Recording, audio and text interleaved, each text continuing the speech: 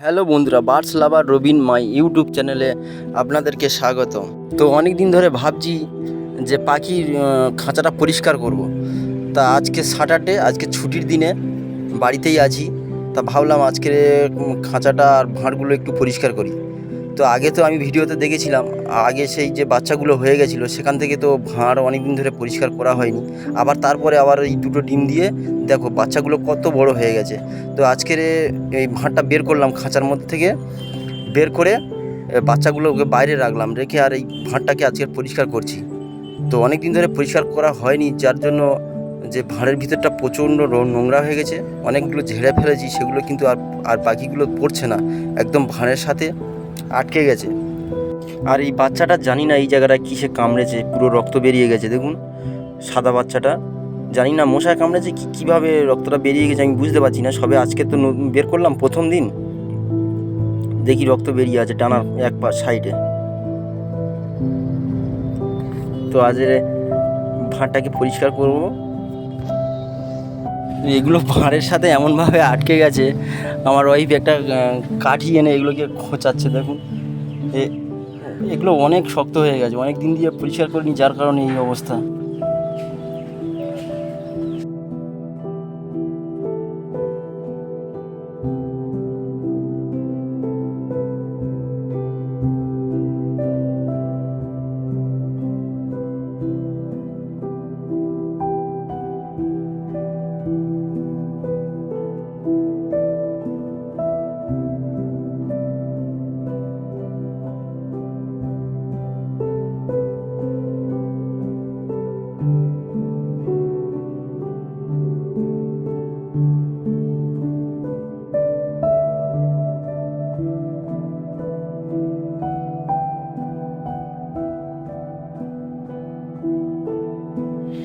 আর এদিকে বাচ্চা দুটো কিন্তু খুব দারুণ দেখতে হয়েছে। দেখুন এই যে আবার এই বাচ্চাটা কি খোঁড়া হবে কি না বুঝতে পারছি না, কারণ আগে যে বাচ্চাটা হয়েছিল বাচ্চাটা খোঁড়া হয়ে গেছিলো, কারণ ভাঁড়ের মধ্যে তো ঠিকঠাকভাবে ঘুরতে পারছে না। আর আমার ভাঁড়টা একটু ছোট হয়ে গেছে, জানি না এই বাচ্চা দুটো কী হবে, বড় না হলে তো বুঝতে পারছি না।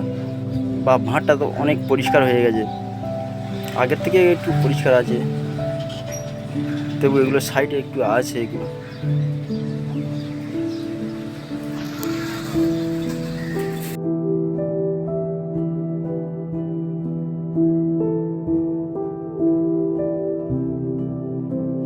আর এদের বাচ্চাগুলো তো নামিয়ে নিলাম, দেখি এরা দুজনে এখন কী করছে। দুজনে খাঁচার মধ্যে তো চুপচাপ বসে এদিকে এদিক ঘোরাঘুরি করছে, আর মাঝে মধ্যে দেখছে বাচ্চা দুটো নিয়ে আমরা কী করছি। দেখুন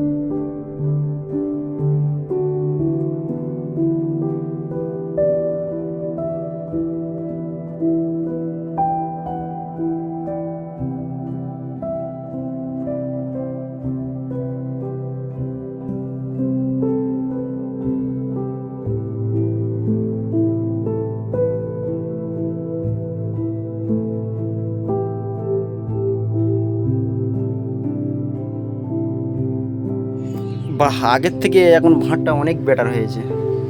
বাচ্চাগুলোকে এই এই এই এই, বাচ্চাগুলোকে বা এবার ঠিকঠাক এরা বসতে পারছে, আগে ঠিকঠাক বসতে পারছিল না, এখনও এখন ঠিক হয়েছে, এখন মোটামুটি ঠিকঠাক বসতে পারবে ভিতরে। চলো ঢাকা দিয়ে দাও, দিয়ে ভাঁড়টাকে তুলে দিই, আর বেশিক্ষণ রাখা যাবে না। চলো উপরে তুলে দিই।